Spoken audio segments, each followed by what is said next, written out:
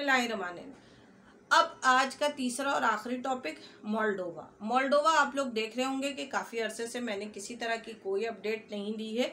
बीच में आज से 3-4 महीना पहले मैंने बताया था कि जी मोल्डोवा कुछ अरसे के लिए खुला है, जी पाकिस्तानी पासपोर्ट पे एक्सेस कर रहा है।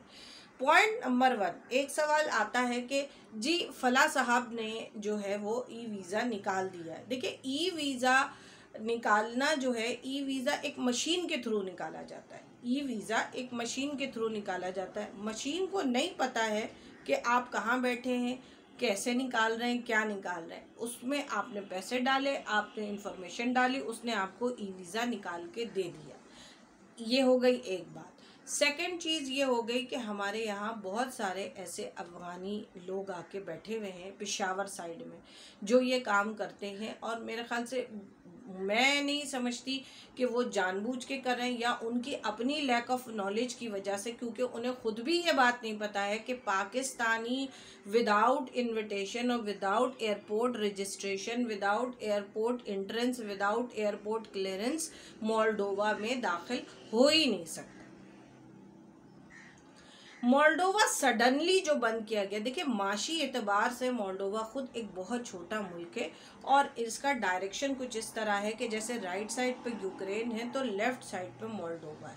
ठीक है, एक बहुत ही छोटा सा मुल्क है जिसको गरीबों का गेटवे ऑफ शेंजन कहा जाता है। मोल्दोवा की सरहद से मिला हुआ है रोमानिया और रोमानिया की सरहद से मिला हुआ है हंगरी। हमारे बहुत सारे ऐसे भाई बिल्कुल 2017 में 18 में, मुझे नहीं पता होगा तो क्या आपको पता होगा, कि लोग गए हैं।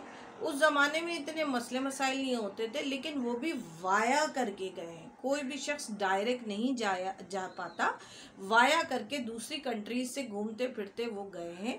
और मोल्डोवा से कुछ लोग तो नहीं आते हैं और कुछ लोग घूम फिर कर वापस भी आ जाते हैं। बसूरत दीगर अभी बहुत सारे फेसबुक पे पोस्टें लग रही थी कि जी मोल्दोवा का वर्क वीज़ा, मोल्दोवा तो कमाशी तौर पे खुद एक गरीब मुल्क है, वो पाकिस्तानियों को क्यों बुलाएगा काम करने के लिए। तो फेक न्यूज़ पे कान ना धरा करें, ठीक है। इसी तरह अगर कोई कहता है कि आपका ई वीज़ा निकला है और हमने बंदे पहुंचाए हैं, तो आप मुझे ये बताइए कि पूछने वाला मुझे पैसे देगा ना। जब वो पहुंच जाएगा तो लाजमी मुझे पैसे देगा, तो मैं उस काम को करने से क्यों मना कर रही? कोई तो रीज़न होगा ना। अगर काम में सच्चाई होगी तो आपका काम होगा, मुझे पैसे मिलेंगे। अगर आप वहाँ जाके फंस जाते हैं तो मुझे ये बताइए, पासपोर्ट मेरा ख़राब होगा, आपका ख़राब होगा, डिपोर्ट का ठप्पा आप पे लगेगा, मुझ पे लगेगा। तो इज़्ज़त से अपने मुल्क में बैठिए, जेन्युइन लोगों से काम कराइए, और अगर किसी काम पे जब तक कोई आपको यकीन नहीं है तो सुकून से बैठे रहिए, बजाय इसके कि किसी नॉन मैट्रिक एजेंट के हाथों बेइज्जत होके अपने पासपोर्ट पे ऑफ लोड की मोहर लगा ले या अपने पासपोर्ट पे डिपोर्ट होने की मोहर लगा ले, तो नुकसान आपका है। इस वक्त मोल्डोवा अपने कुर्बो जवार के लोगों को तो ज़रूर एंट्री दे रहा है, लेकिन अभी पाकिस्तानी ग्रीन पासपोर्ट को नहीं दे रहा। जैसे दुबई खुला ज़रूर है, लेकिन अभी माल्टा का वीज़ा पाकिस्तानी स्टिल बैन है, इंडियन स्टिल बैन है। अभी जैसे ही दुबई खुला माल्टा फिर बिकने लगा। लेकिन बात यह है कि आप दुबई भेज देंगे बंदे को, लेकिन जब दुबई में पहुंचने के बाद उसकी अपॉइंटमेंट नहीं आएगा तो वहाँ भी आपके जूते चप्पल चलेंगे। तो क्या सारी ज़िंदगी आप लोग यही करते रहेंगे, एक दूसरे के पीछे पैसे दे दिए, फिर उसके पीछे FIA लगा दी, फिर उसके पीछे पुलिस लगा दी, फिर थाना कचहरी कोर्ट। तो इन बातों को एक बार इंसान धोखा खा के अवेयर हो जाता है, फिर आके स्क्रीन पर बिल्कुल अलग ऐलान कह रही हूँ कि मोल्डोवा का काम नहीं हो रहा अभी राइट नाउ। वेट कीजिए, मोल्डोवा की कहीं से कोई ग्रीन सिग्नल मिलेगा, मैं आपको बताऊंगी, क्योंकि आपको भेज के मुझे भी तो पैसे मिलेंगे ना। ऐसा तो नहीं है कि मैं कोई कार खैर में काम कर रही हूँ।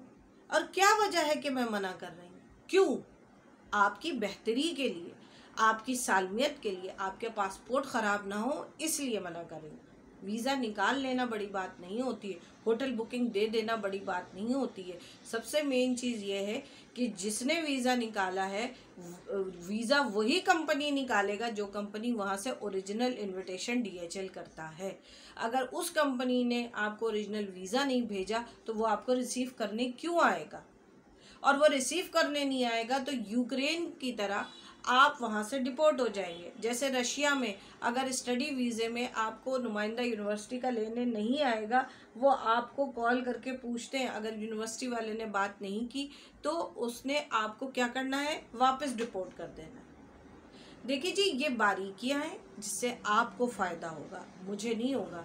ना मैं रशिया जा रही हूँ, ना मैं मोल्डोवा जा रही हूँ, ठीक है, ना मैं यूक्रेन जा रही हूँ।